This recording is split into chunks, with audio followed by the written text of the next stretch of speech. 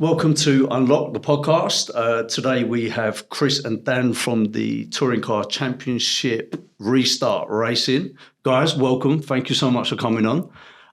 Let's talk about the race you had last weekend. Let's start off from there and then we'll go on. So how did you guys get on? Do you want to start with the bad or the good? Definitely the bad. Let's go with the bad. We'll let Dan go first. I'll take over then. So yeah, obviously we had first race a couple of weekends ago. The car was mega. The team did a good job getting it all together, but I had a shocking race day. Qualifying was good. Qualified 11th, only half a tenth off the top 6, which I was happy with at the first round. And then come race day, I managed to get smashed off the track on all 3 races, which led to 2 DNFs and just a shocking day, a load of damage. So really not the day that I wanted. But the main positive thing is the car is quick, the potential's there, just not my day. So before we go on to Chris's version of what happened, how do you get past that? Like, so because obviously there's 7 different races over the weekend, yeah? When you crash out the first one, does that bring your mood down or do you have a strategy to get in the zone the next one? Because obviously if it happens again, how does all that work? Yeah, so I mean, for an example, the first race, in a decent position, I think I was 12th at the time, someone just smacked me, went over the grass, went off. We kind of salvaged a result with that one. We got away with it. The second race... This is quite a tame version of events you're getting here. Please don't tame it. No. I'm getting to the point. There's words you might not want to hear on it. I want all the words that we don't want to hear. So the first race, I coped with, got away with that because I salvaged the result. Second race, went from 12th to up to 9th in a really good position. Third lap, get smacked off again. At that point, lost my head. I remember... Explain that. So, yeah, obviously, first round of the season, you want a result. And I just remember pressing the team radio, shouting every swear word you could think of, calling him every single name you can. In motorsport, we have a thing called race with respect. So when you get out of the car, you cannot go up to your opponent and start calling them every name under the sun, saying anything. You obviously can't lose your temper, do anything like that. 'Cause it's simple, you'll get banned. There's a guy last year who called someone a name in the paddock and he got banned. He had his license taken off him. You can't even fist fight? No. It's a swearing's a no, fist fight's definitely. Yeah. Right, okay. So in them circumstances, normally it's a team radio where you let out your anger. So that was the second race. Third race started from the back. Managed to get up to 14th within 3 laps, doing great. On the last lap of the race, someone else pushed me off the track. Went over the grass at 120 miles an hour, caused tons of damage to the car. At that point, I was more worried about the car and the engine. The engine was smoking. If the engine blows up, it's like over 20 grand. So that was more worry then. Then the day's over, and by that point, you start to feel down. So you have every emotion of trying to stay positive, being just fucking fuming with the situation, and then feeling down and thinking, this is not my day. So a little bit of everything. Are you able to compartmentalize all that and for the next week ahead, and just... I've had a shit weekend, I'm good though, but because you believe in your driving ability and the car is going to obviously be repaired. Yeah. So it was a bit like being the first race weekend. It's a bit amplified because we've just been working our nuts off for 7 or 8 months, getting the money together to do it. Yeah. Then you have a day like that, and it's like it just all gets to you. The thing that sort of tipped me over the edge last week was the damage bill that came along with it in the tens of thousands of pounds, which then I have to pay for. So the way it works is I contribute to the team, pay for the drive with my sponsorship that I earn, and then I have to pay for the crash damage. So again, you've not only got the performance and the result side of it to deal with, but then you've got to go, I need to find this money. Yeah. I've got money set aside for crash damage, but that amount in the first weekend, it wasn't expected. Yeah. So then you've got to deal with that. So honestly, it's like a bit of a roller coaster of emotions when you go through that, thinking, dealing with it all. And it's actually quite good that we're racing again this weekend because you're straight back into it and you've got an opportunity to crack on and move on. Yeah. So in that week before do you go boxing or some sort of martial art to the gym, or do you just have therapy a week? Therapy, honestly, going to the gym, keeping active, that's the 100%, like anything in life, gym and keeping active is the best thing for your mind. And it's a massive thing for me. Like I go hiking, get out into the moors. I live in Yorkshire, so there's plenty of great walks, and just have a clear head, do everything I can do from that side. Got you. Okay. Yeah. Chris, you seem so much more calmer. Like there was no stress for you. Last weekend, obviously for Dan was tough. It's extremely hard. Dan's been out of the championship for a year, and high level sports. Nothing ever stays the same. Things change. So to come back in again and have that weekend, it's tough. But sometimes it's good to just get it out of the way at the start of the year, and then you can focus on what were your weak spots. What are you going to improve for your next your next 9 events over the season.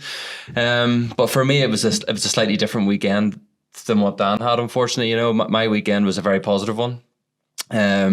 Really, at the start of the season, we had only 2 proper test days in the car. The works teams at the front, the manufacturer teams, the likes of Ford and Toyota, they had probably 5, 6, 7 days at the start of the season, which is a lot more time to get your mind back into gear, get all the engineers to make sure everything in the car is all pointing in the right direction, and just blow the cobwebs off, really. So the first qualifying session that we had at Donington, I was definitely out of position. I only qualified 15th, but we knew there was more to come on the Sunday. Typically, I normally do better on the Sunday than I do on the Saturday anyway. But all 3 races were in the top 10. Race 2, we were the leading independent. So we're an independent team. We're not a factory supported team. So we're classed as an independent. So the Sunday for me was good. It was a very, very solid start to the year. We left the weekend leading our class in the independent class. So it was a great start. It was something that we can build on, and I think it puts us in a really, really good stead this weekend coming into Brands Hatch. Which obviously I'm coming to. Super excited about. Yeah. So that means we need to do better then? Yeah, 100%. Yeah, because I'm going to be videoing the whole thing. I'm posting it, so you have to win. I don't know how you're going to do it. Or you'll come in here and talk about it, say we've done shit last weekend. You came. We'll get you on again and go, fucking hell. Pete will be sweating because he's got to just, he's got to build 2 new cars. No, we've already done that, but we're not going to talk about that. We're not going to talk about that. We're going to, this weekend, Brands is a track that, typically me and Dan both have always done well in the past. So I think it's an exciting prospect for this weekend. I'm really excited to get back into the car. As Dan says, the last sort of few months, it's all been building up to the start of the season. Both me and Dan work very hard on our fitness. Yeah. And these cars are physical to drive. Yeah. But it's also the heat inside. They're extremely hot, and especially on a day, I would probably calculate that you would double what the temperature is inside on a hot day. How do you cope with that? It's hard. It's really hard, but you need to be fit. Yeah. So what fitness regime you go? Tell me your fitness regime. I do a lot of CrossFit. Okay. Yeah. I do Monday morning. I do quite a lot of cardio. Tuesday morning I do a high rocks. Wednesday morning I would do a CrossFit class.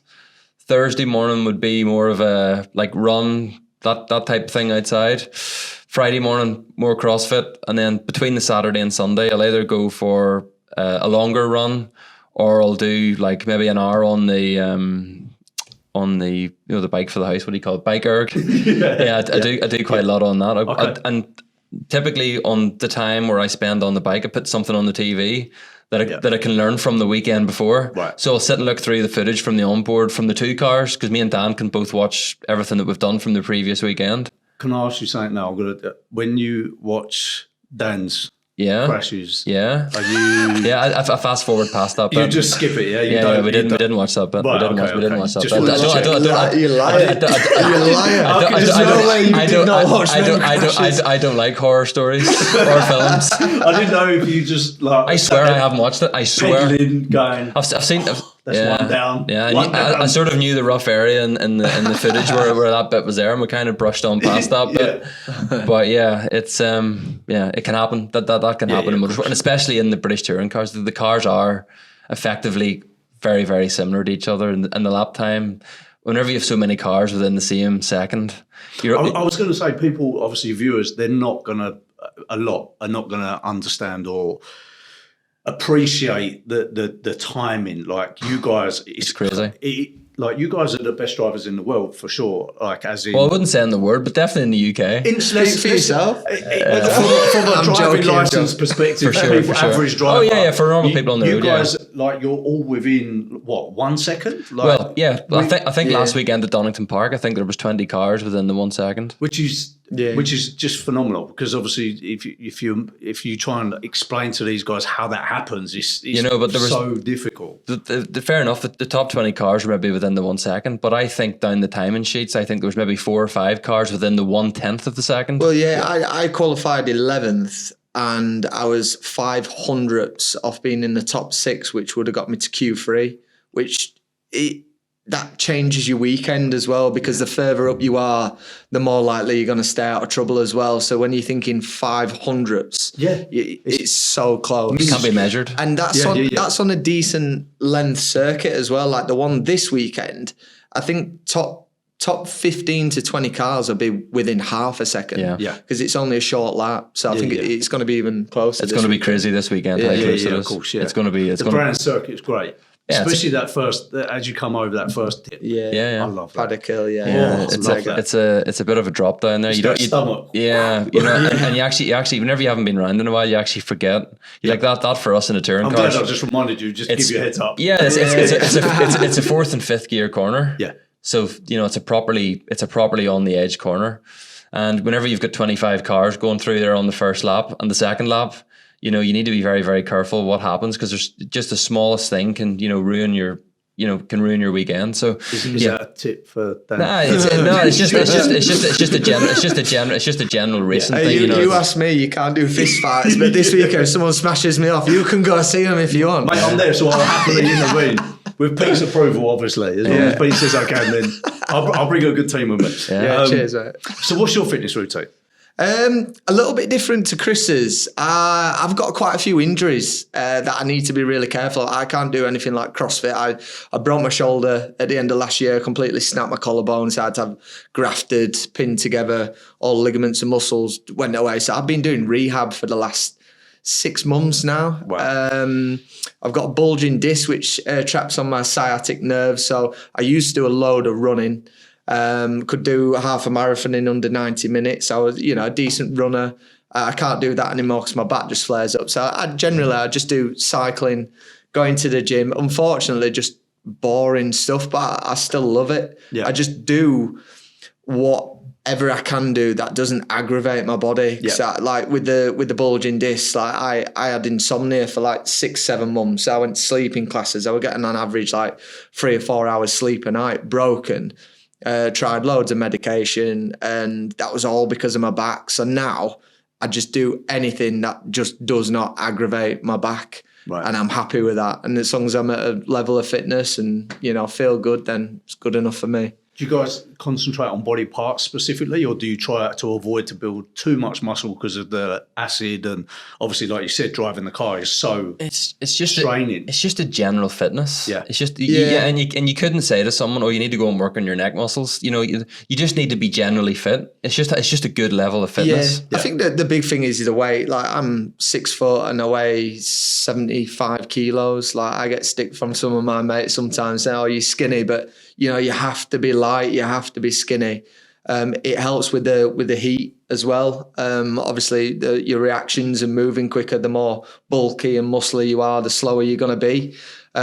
Just like boxing, you think the reactions you have in the car, it's just the same principle. Yeah. Okay. Yeah. So you're training 6 times a week as well, if you can? I'd say 5 times a week on average, yeah. Just do a physio for your shoulder and... Yeah, physio, loads of rehab and strengthening. Was that done in the accident? No. No? Right, It's another story. Oh, please tell. That's what we're here for. Let's hear the stories. I had a bit of an accident with a sponsor. So I had an end of season dinner ball that I do for my sponsors at the end of the year. And at the end of the night, he made a mistake of picking me up and dropping me in the wrong way. And my whole body weight just went onto my shoulder. So I had my white shirt on and literally my collarbone was just stuck out here. Wow. So yeah. And that was a sponsor that did that. Yeah. So yeah, anyway. So yeah, but yeah, that's been horrendous over winter, but it's much better now. But still working on it all the time because it's still causing me a bit of ag. Luckily, it's absolutely fine in the car. Like with a lot of injuries, it's like when you go to sleep and you wake up in the morning, or you wake up in the middle of the night and you slept on it wrong. Like that's when it really aggravates you. But in the car, it's actually spot on. Okay. Luckily. Luckily, yeah. So what's the plan for this weekend? Have you got a game plan? Have you got strategy? Yeah, I think every weekend you approach with these things, because it is so close and so competitive, you aim to be in the top 10. You know, that's where you're aiming to be. And I think the top drivers are all aiming to be in that top 10, top dozen of cars. And yeah, just race, just be wise on the Sunday, and, you know, try and make the most of what you've got every time. And ultimately, you must finish every race as high up as you can without taking unnecessary risks sometimes, because sometimes to try and finish fourth and do a silly maneuver, you're better just to finish fifth and take the points. Yeah. So, you know, typically the people who have won this championship, or the other competitors who have won this championship over the years, they haven't actually won as many races as what you would think, but they've always consistently scored with high points at the front of the field. You know, Colin Turkington won the championship in 2018 and won one race. Oh, wow. Okay. You know, so it's consistency. In the top 5, 10. Yeah, he's always thereabouts, and ultimately it's your bad days. Yeah. It's a person who has the least bad days at the end of the year who's going to be champion overall. You know, this year we are focusing on the independent championship, both driver and teams. Yeah. And the people who we're competing against, it's just important for us to always be outscoring them on some level. And come the end of the year, you've got the chance of going for the big one. So that's what you have to focus on. Yeah. Okay. That's the important bit of being consistent, and, you know, always making sure you've made the most out of what you've had available to you. Yeah. And that includes the team and the driver. You know, me and Dan both have two very experienced engineers working with us on the cars, and they make so many decisions on a race weekend that influences what we do inside the car as well. So I think that's the main difference between, say, a boxing sport and a team sport like this. Obviously they've got their training stuff in the background, but the engineers and the team guys who back at the workshop who do so much work day to day, they also have a big influence on how our weekend goes also. Of course, yes. Team effort, right? For sure. And that's on every aspect. Yeah. Whether it's marketing, engineering on the car, mechanical side of the car. There's so many things that make a successful racing team. Yeah. It's just not having a good driver and having a good car. Yeah. Because if it's not being engineered correctly, you know, it's like buying a new Ferrari and putting someone in it who can't drive a car. It's you're not going to get anywhere near the most out of it. So there's so many elements of being a successful racing driver, and especially in a championship as close as the BTCC. Yeah. Okay. So mentally, do you guys have any like mantras that you say, or like anything that you do the day before? Is there like a routine that you specifically do to get in the zone before the race or before qualifying or practice, whatever it is? Is there a certain thing you guys do just to get in the zone for that weekend? No, that's a question we get asked a lot, and to be honest, it's a bit boring, but I don't. Don't answer it then. Just like we'll skip on. We'll edit that bit out. He doesn't want to tell everyone what he does. Yeah. Go on, just tell the truth. So yeah, what do you do? Like it's just, it is boring, but it's just like the normal prep. Like if you prep and do everything right, then that's how I get rid of pressure, by knowing you're prepared for a race weekend. If you know you've done everything you should do and focus on the job, then that subconsciously gets away from all these little thoughts coming into your head. Yeah. So nothing out of the ordinary, just making sure you prep properly. Chris, please have a better answer. You see me. I'm quite similar, to be honest. I'm double jointed, so I do a lot of weird bendy things before I get into the car. Sometimes that sort yoga, of meditation. Yeah. So a bit of that, and then I just sort of talk with all the guys. You know, we have in the team who me and Dan can both use for a bit of coaching. Matt Neal, who's 3 times British Touring Car champion. Okay. You know, and Matt's been in every situation you can ever have been in that type situation. Yeah, he's trying to be funny now. But yeah, so yeah, you know, it's to have that kind of experience involved with us in the team. It's a real pleasure to have Matt around, and just to be able to go and ask him. It might only be a silly question about, you know, a bit of braking, or, you know, the guys who are around you, maybe you're on a different strategy than them. It's always nice to have someone there with that kind of experience that really you can go and ask and know you're going to get an honest answer. Yeah, of course. And that's, depending on what's happening, the situation we're in each part of that day or race, it's always good to have that kind of experience, someone who you can lean on to ask, and get an honest answer. All right. What about visualization? Or is that another boring question? Yeah, I actually do. In my mind, like, I sell cars every day. Yeah. And I've seen me walking around the showroom thinking about different things for the weekend. And you do always think about stuff that's coming up for the weekend ahead. Yeah. And there's certain tracks where you have to drive the car in a certain way, or you drive a corner in a certain way. And I always run it through my mind. Sometimes, all the time. I'm always thinking about different corners and different things about how you should approach it on a race weekend. Because on a Saturday morning, we've only 2 free practice sessions, 40 minutes, it's nothing. Yeah. And, you need to be absolutely on it on your second or third lap round of practice. Yeah. Or you don't get anything out of the session. You don't have any time to build up to it, really. Yeah, got you. So you always, in your mind, you need to be visualizing what you're going to do on the weekends. Places where you can overtake, places where you can maybe try and find an advantage with how you drive the car. So there's loads of things that you can always think about to try and improve. So whenever you're actually going around and something's falling out in front of you, you know what to do in that exact time. Yeah, good. And I find that very, very useful, actually. And it's something that I didn't do a lot, in my earlier stages of my career. Right. But as my career has sort of went on, if you develop different skills that you have to try and make the most out of your performance each weekend. And that is something that I feel helps me. Right. Dan? Yeah, I use it as well. No. I've done a lot of it. Something that was really interesting I did years ago. I worked with like a mind coach, and I do the visualization. That helps. Something that helps as well is visualizing the start of a race and running through the different scenarios of, all right, stay in the middle, or if this happens in front, go there, because it happens that quick. You need to have like a preconceived idea of what you're going to do to make sure you're making the right decision. But something else that was interesting, someone told me to try, like, for example, qualifying, like when you're going into a really high pressure situation and you've got to be calm and, thinking straight, is close your eyes and visualize yourself in a really happy situation. Doesn't have to be motorsport or anything like that. Just visualize a scenario where you're in a really good mood. It might be winning a race. It might be family time at home, whatever. And subconsciously it makes your body calm down and put yourself in a good mood. I haven't done that for a while, to be honest, but it seemed to work at the time. I think I might try that this weekend. Try it this weekend. Yeah. Watching the Teletubbies at home. It's interesting. You can go too far with it. Like, it can take over, because the problem is people who get obsessed with the mind side of things, if something isn't quite right, it throws them off as well. Right. But so I think there's a balance, but visualization is definitely a good thing. Okay. Well, let's talk about how you guys got into racing. Like, where did it start? For either one could go first. I don't mind. For me, my dad had a motorcycle race team. Yeah. Road racing. So I'm from Northern Ireland, if you haven't guessed already. But anyway, so my dad had a motorcycle race team, sort of 80s, 90s. They actually won the British Superbike Championship in 1997 with Wolsey Coulter riding my dad's bike. Wolsey also won 7 Northwest 200s, which happens to be on this weekend as well back at home.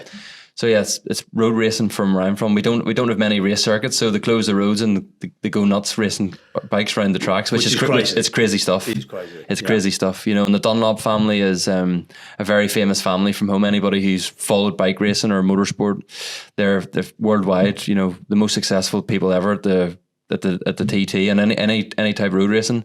And I suppose whenever I was sort of getting old enough to understand what was going on with bikes and kinds of things like that, I think my dad sort of got rid of all that, so I couldn't get involved on 2 wheels. Right. Okay.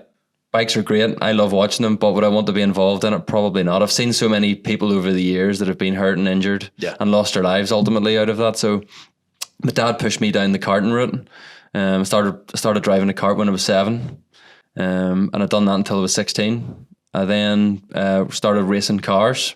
I started racing up in Scotland, driving minis. Wow. Yeah. And then I went from there, and I finished that in 2012. Then I won the British Championship in the National Mini Challenge.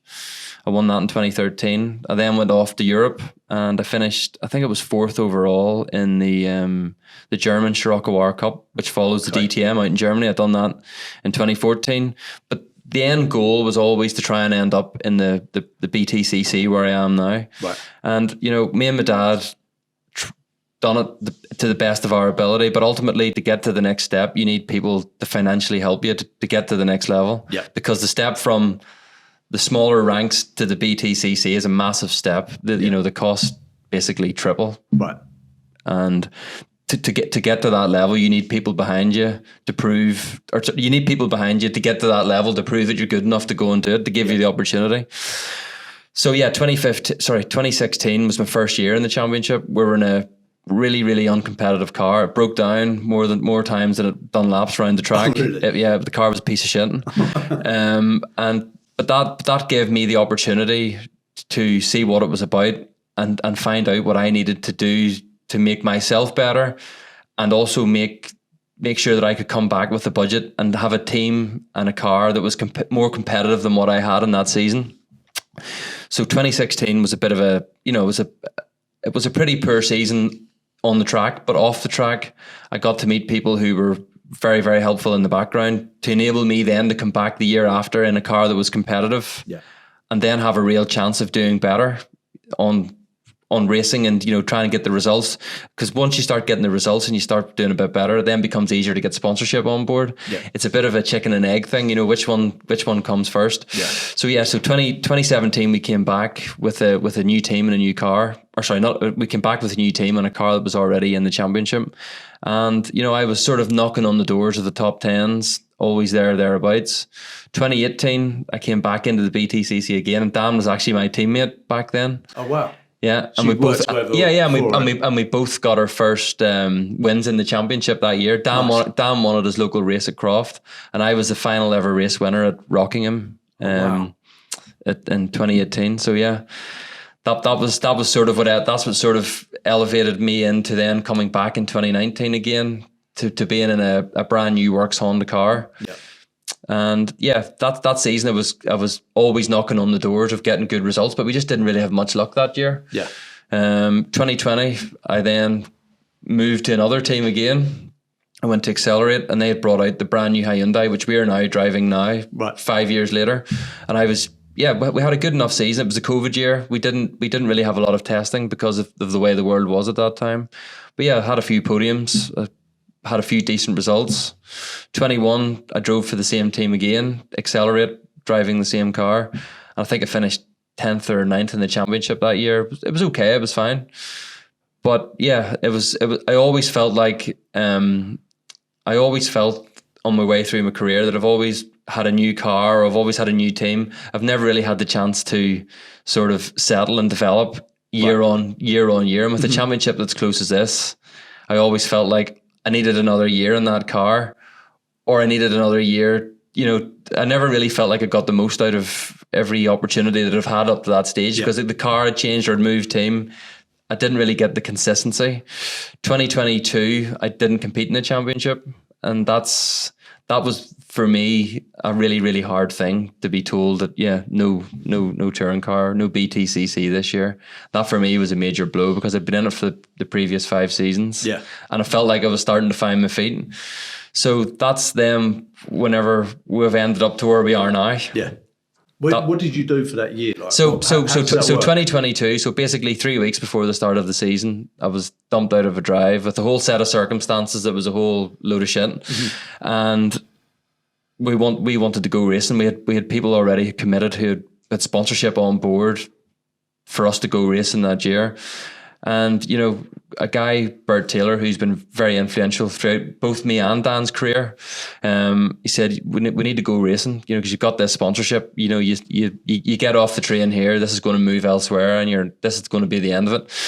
So we then decided that we were going to race in the TCR UK Championship, and Bert came up with this idea that we're going to have a team called Restart Racing, because basically we're restarting again and we're going to do it ourselves. And yeah, that year we had a great season and actually won the championship. And yeah, for us to get the car a week before the start of the season and turn up to the first round and stick it on pole position and win the first race with basically never driving the car before, for us was a good achievement. And for me, it sort of kept me interested in racing, because at that point I kind of could have taken it or leaving it, or took it or leaved it. So yeah, it was a great it was a great season, 22, especially with us being a new team, winning the championship. 23, we done that championship again, and Honda actually gave us the first new model Type R in the world. We actually developed the car for them. Oh wow! The season was pretty average, but with it being a new car, we were finding all the problems first with it. Yeah, and it just sort of left us at the end of the year quite frustrated with the whole thing.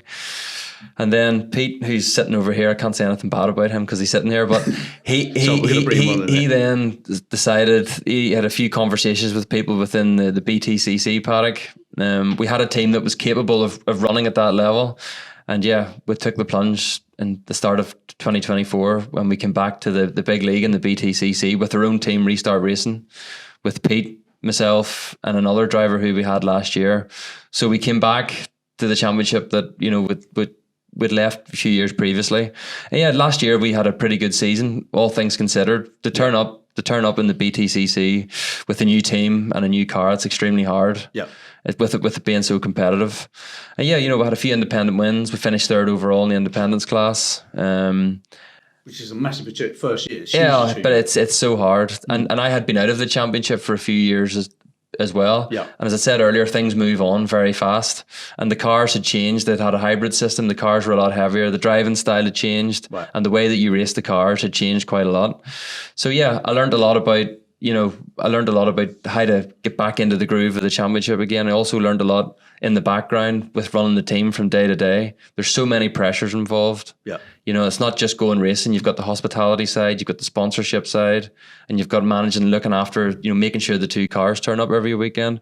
So it was a massive responsibility on all of our shoulders to make sure that we were there and we were doing a good job. Yeah.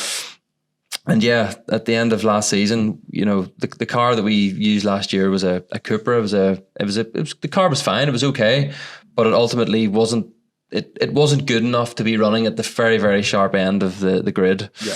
And you know, Pete put a lot of investment into the team, and you know, we've ended up with 2 Works Hyundais now, which puts me and Dan in a great position 2025 season. You know, to be pushing towards the front of the championship. Yeah. And that's where you are. That's where we are. And that's where you're going to start at the front. That's our aim. That's our aim, and that's where we're, you know, all of us collectively are all making sure that we're doing the best we can to make sure that we get the best results that we can. Yeah. And that's. We'll bring Pete in a minute, but Dan, how did you get in? How did you get started? So I started. We had no sort of family connection with motorsport. Like my dad watched F1 and stuff like that, but we didn't really have anything. But my dad had a pretty severe brain tumor when I was about 8-9 years old. He survived. He got through it, but it was quite deep inside. So we didn't spend a lot of time with each other for a couple of years. And when he recovered, we wanted to do something together, have a hobby. Tried tennis, football, golf, things like that. I just had all the sensible ones, all the cheap ones. But I had the attention span of a 5-year-old, and then we went go-karting and absolutely loved it, and was quick straight away, and did some lap records at the indoor circuit. And the owners of that circuit, their sons did outdoor karting, so we did that. Originally, my dad was going to race as well, but then I think he was definitely a pushy parent. Do you know what I mean? Like once he got the bug of, okay, my son's doing well, then he just wanted it to be me. So that's what we did. And then I finished third in the British Championship, which led me on to an opportunity for a scholarship when I was 16 through the BRDC. That moved me into car racing. That was my first year in cars, which was on the same platform as British Touring Cars back then. So I had a really good run of scholarships. I did that, won the scholarship in Germany for Scirocco Cup, same as what Chris raced.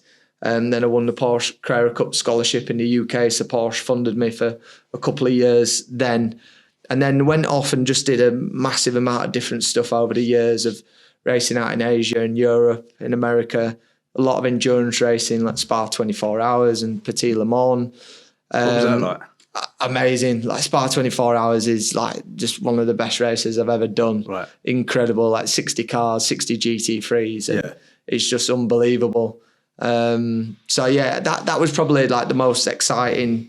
Like motorsport's amazing. I love racing. The competition is amazing, but what the opportunity it's given me throughout my life in terms of traveling and people who you meet and experiences, it's just nuts. Like I've been to Chechnya and met the president of Chechnya and been to Russia and done all this crazy stuff. Yeah. And that, you can't, it's just amazing. And that's all from your dad having an illness. Yeah. Making that bonding time for you two to set off and do something together. So it's quite rare that actually people who race, like the parents have no connection in motorsport, but it literally was because of that, and just we wanted to do something. So he's put everything into it over the years. He had a business. He's certainly not wealthy in the motorsport world, but he did well for himself, and he put everything he had into me and my racing, remortgaged his house multiple times to keep me going. And like him and my mum come to every single race still now. They absolutely love it. So yeah, it's an amazing thing. I'd recommend it to anyone who has an opportunity to do something within motorsport. Yeah, because generally you're surrounded by really good people. Yeah. So yeah, did a massive amount of different things, and then did touring cars in World Touring Cars, European Touring Cars, and then in the middle did quite a lot of different British touring car races as well.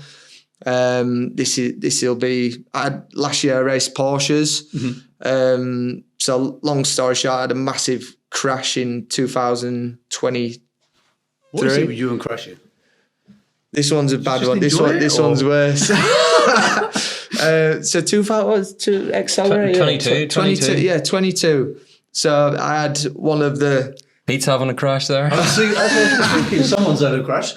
So I had one of, if not the most expensive touring car crash ever in 2022, where I got collected at Alton Park. I got put into a barrier, went back out into the middle of a circuit, and then got hit at 110 miles an hour when I was stopped on the track. So it was a 52G impact. Wow. And it ended up causing 130 grams worth of damage. So that was 22. Went to hospital. They thought I'd punctured a lung. I was okay. Everything was okay. They took my license off me. We were racing in 2 weeks' time. So I had to go get a medical done the following week to check if I was all right. So just dosed up on a load of painkillers, went in, they got me moving and said, right, here's your license back. And went to the next race and won the next two races out the box. Oh, man. Which was incredible. Best day of my life. For those as well? Yeah. You were just necking them. Yeah. I had someone who was I didn't do it in the end, but I had a doctor who was going to come inject some steroid injections into my ribs on the morning. Yeah. Like some rugby players do, don't they? To numb themselves up. But I didn't get to that stage, so I was okay. But ended up winning, which was best day of my life by far. Right. But then obviously I had the debt to pay. I had that money to raise, which I carried on into the following year. Went with not such a good team the following year after couldn't make the grid, which was last year.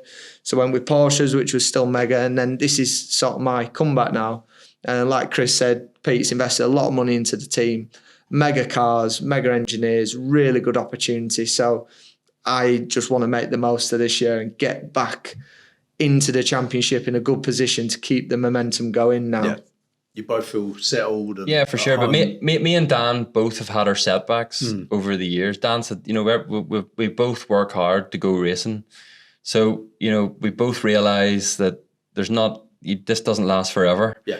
And to be given the opportunity that we have, it doesn't come along very often. Yeah. And we're in a team where we all work together.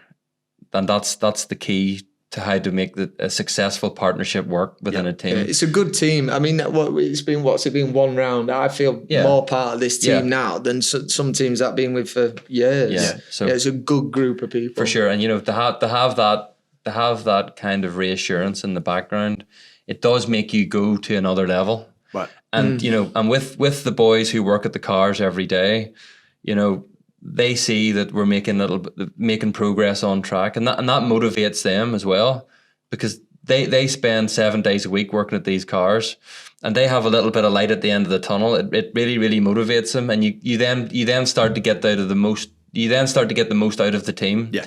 And the team then starts to go to another level then. Yeah. Because everyone that's a part of it realizes that we're going places with it. So that's a ripple effect of positivity and Correct. energy. There's various teams up and down the grid where someone's just there because they've got that amount of money, or there's someone's just there because they want to do it. Yeah. We go to race, and there's nothing else to it. We want to go race and we want to go and race. We want to go and do as well as we can. Yeah. And that's why we're there. There's no hidden agendas. Yeah. We're there to compete and do as best we can. Yeah. And obviously with motorsport, there's a great cost. And, the better the results get, the better the chance you have of attracting sponsors and people who want to be involved in the project. Yeah. And that, for me and Dan, we need to be the carrot at the end of the end of the line to draw people in, to make sure that we can keep doing this for as long as possible. Yeah, of course. And that's our key for this year, is we need to do the best job we can and ensure that this goes on for as long as it can. And that's really our main focus of this year. Talking of focus and the goal for the year, should we bring the boss in? Yes. I think we should bring the boss in. Come on, Pete. Let's get Pete's take and point of view on. You'll probably just say everything we have talked about the last hour. That's not correct. Are we allowed to ask him how much money he's put in? Or I think no. Pete, thanks for joining us. No, if I have to tell you how much this has cost me, I'll probably stop doing it. Okay. And you'll be divorced. But I'm so it's been great listening to the guys, and they're like my adopted sons. Yeah. And Sorry about that. Dan's a bit of a crasher, if you didn't know. Being a team boss is like being a dad. Yeah. You prepare them as best you can, but once those lights go out, they're on their own. And you just hope that they do the right thing. Yeah. So you're looking forward to the future. What's the bigger picture? The big goal isn't just going to be for this season. Obviously, it's going to be continuous and what you want to achieve. At one level, you take it a race at a time. Mm-hmm. It's about having the cars and the drivers in the best place possible before the start of every race. But you can see the progression of restart racing over the last. It's our fourth season. If you go back to TCR, where we were, we're out of an easy up just over 3 years ago. Yeah, and a transit van. It was mad. Yeah, but we had the skills. Yeah, we had the base. Yeah. We had the people there that could do it, but the profile of it was quite different to where it is now. Right. I mean, the scarce resource in motorsport is money, and it's just about keep getting it in so you can go racing. Yeah. And it's all about, for me, it's about the sport. It's about the sporting challenge, and just moving these guys further and further up the grid until we're getting some decent pots, Yeah, I'm going to make this very awkward. Do you have a favourite driver? I'm not allowed to. But do you? At the end of each, Depends who's winning. depends who's winning. Yeah. Depends what day you ask him that question. Yeah. I wasn't the favourite at Donington, I'll tell you that. You were. I got You were the one. what? You were the one I had most emotion for that day, because I know what it means to you to have that kind of shit day. We're both gonna have them, aren't they? It's peaks and troughs. Yeah, of course. And listen, it's very hard to judge it on one weekend, because these weekends can literally in a split second can go from something that's looking like it's going to be a really good weekend to something that's turns into a very average weekend. Yeah. And that's just high level sport. That's how things can change. And listen, if it was easy and you won every weekend, you become bored of that quite. So the BTCC, you have more bad days than you have good days. Yeah.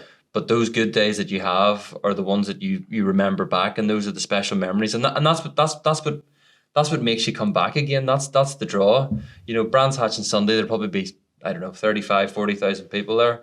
And whether you've had a good day, and you also know when you've had a bad day. Yeah. And that includes all of us. Pete will get a, he'll know. I feel it exactly the same. So it's so I'm like torn apart with Donington, because one's had a bad day, one's had a good day. Yeah. You just don't want us and all the empathies, together, for this one. Yeah, of course. Yeah. Yeah. But that's motorsport. So let's make it this exclusive. Is Dan going back up for adoption? See how we get on this weekend. Got one chance. I've got every faith in both. Yeah, no, for sure. No, I've got to be honest, they seem very together. Listen, mate, it's a team. I've known Dan for over 20 years. Yeah. I think I've known Dan since I think 05 or 06. Yeah, karting. You know, but you know, we have sort of not sort of been together for a long, but I've known of Dan, or I've raced in similar series to Dan since 20 years. I'm only 33, so since I've been 13, me and Dan have both been racing. Yeah. From a very similar age. We've had how we have both ended up to where we are now are two completely different ways. Yeah. Two completely different paths. But ultimately we've ended up in something that we both have aspired to get to. And it just shows, if you stick at something and you work hard at it, yeah, you always can get there. Yeah. But it might not be the same path as what somebody else has taken. Do you think it's too late for me to get in? Do you think it's too... Well, it depends whether people adopt you or not. Well, that's what I was... that was my next question. I'm thinking, depend on this weekend, with Dan's chances. Well, maybe. Yeah, maybe. There's an opportunity. It's never too late. How much do you weigh? About 14-ish, give or take. All right, yeah. So it's all right. It's doable. I can shave a few pounds. I'm willing. Take some ballast out. Just shove some. I'm just awkwardly shaped. That's all it is. Yeah, we'll get you a sauna and you can put you in it for a few hours. Listen, I'm in. I'm committed. But I will crash 100% on the first one. So this season we're delivering just an idea I had. It was like, that's a stupid idea. Like 2 years ago. Yeah. I thought, because I got to know them both in 22 in the different series that they were racing in, and I thought, I wonder. And so when Dan was, I got involved with Dan in the Porsche last year, but I didn't want anything in return. I was going to come and help us with the team, see how these two work together. Yeah, I just felt that it just seemed natural. Just gelled. Yeah. And they're not really agreeing with me at the moment. No. I'm just like, because where this all started. 22. We, as I say, we started off with where we did in a lower championship, which Dan has also won as well. And for us to be there in 22, and for us to be where we are now, it's a light year of difference. Yeah. Of what we're doing. Yeah. But Pete came at the very start on our first weekend, and we were literally in the back of a push-up awning. And, the desire from then to now, nothing has changed other than we are now at a different level to where we were at the start. Yeah. But the way that we approach each weekend, it hasn't changed to when it was then to when it was now. And whether it's a good weekend or a bad weekend, we go for the love of going to motorsport and competing to the best of our abilities. Yeah. And that hasn't changed from then to now. Yeah. But now our objections have changed because we now know that we have all the right tools in the basket. Yeah. It's just how it's applied and how it's used. Yeah. And that's the exciting thing about where we are now, because we do have the tools to do the job. Yeah, it was an interesting one at the end of last year. At the end of last year, I nearly took the option to quit motorsport completely, just because I've had such a bad run in this last 3 years, sick of the financial situation, just not a really bad year in a lot of other ways last year. And Pete, I knew, wanted me in the team last year when you had the Cupras, and the Cupras weren't a very competitive car. And it's like, okay, well, what do I do? And then Pete rang me one day and said, look, we're planning on getting the Hyundais, great engine. This is the plan. Do you want to be a part of it? And that is what changed my opinion of what I was going to do, because I thought, I had an opportunity to go on another path, start a business, earn some good money, have a normal life. Yeah. And when Pete rang me and said, this is what we're doing, I thought, fuck it, I'll give it another go. Go one more time. Yeah. Because if for some reason I stop racing at the end of this year, I can always go to the other option. I can do that. But if I know I've given up when I had an opportunity, I think that's something I might wake up in 20 years and kick myself for. Yeah. So obviously very grateful for that phone call. Very grateful I went for it and I've done it and I've made it work. And like I say, that's how good the team and the package is. It's what swayed me from potentially stopping racing after 22 years. Right. So yeah, thank you. Thank you, Pete. Yeah, thank you, Pete. Pete, what made you get into the sport? Because your background's I'm going to say IT in a nutshell. Electronic security, but yeah, we get you in and out of buildings. Yeah. So, so my first, well, I remember having like a Graham Hill Electric set when I was like really, really small, and then I was really. By the time you get to, Nicky Lauda and James Hunt at Kyalami, 76, it's probably the first race I actually remember watching. So Formula One was always there. Quick dabble with touring cars, end of the 90s. That was quite exciting because Williams had got involved in it. So I started watching British touring cars and then sort of drifted back to Formula One. And then one of my customers rang me up in 2018. I'll never forgive them. They said, "Hey Pete, do you want to sponsor a race car?" And I said, "That's a fucking stupid idea. Count me in. Where do I sign up?" You know? So then I started. I did 5 years with Accelerate, which is where I met these two. And then Chris went into TCR in 22, and I didn't know what he was doing. It was all very quiet, and I don't know what to do. I'll ring his dad. So I rang Charlie. And Charlie said, "Oh, I'm on the way back from Milan with a Honda TCR. We're going racing next week. Are you coming?" And that was my first day with Restart Racing, and it was their first day, first weekend. So. Yeah, man. I'm having, Pete hasn't really forgiven my dad for that one. He's fully invested. But yeah, no, for all of us, we all feel like we're enjoying being here, and we're very lucky to be doing what we're doing. Yeah. So that's. But as I said earlier, how we've all got here is a very, it's not a normal way, and sometimes that's how things work out. Yeah, and for anyone listening, they do really need to appreciate you guys work so much off the track to make this happen, to be able to do basically live your passion and 95% of it is off track, which people wouldn't know. They think you guys just live this jet setting life. It's a total opposite. Yeah. It's a total opposite. It's 95% of it's pain and hard work. So how do you juggle personal life and the racing? Because you haven't just got personal life. You've got personal life, you've got business that goes with the racing, and your business, as you said, you get an opportunity and you're like, well, actually I want to make a normal life, you call it. But most people would give up their normal lives all day long to have one day of what you guys do. But obviously they don't see the whole side of it. So I mean, ultimately, to break it down, we've got to get hundreds of thousands of pounds to be able to then go to the team, pay them, ideally something a bit on top for a wage, or there's other ways we can get a wage as well by like doing coaching or having a business and things like that. But ultimately, our task is to get hundreds of thousands of pounds of sponsorship from a business. So we've got to approach a business and go, this is what we can offer: corporate hospitality, business to business opportunities, branding on ITV4, and the stuff we can offer is fantastic, but finding someone who is open-minded to listen, sit down, come along to a race, it's very difficult. And unless you have some kind of relationship with them or an introduction, 99.9% we just get a no. So the amount we have to work on getting money from a business is incredibly hard. Oddly enough, when we do get sponsors on board, the retention is really high. So when you get to a level like British Touring Cars, there is a lot of valuable things we can offer in return. The amount of massive businesses involved. A lot of my sponsors do business with one another, and that's really quantifiable then. Obviously, if they're doing business directly, then that's great.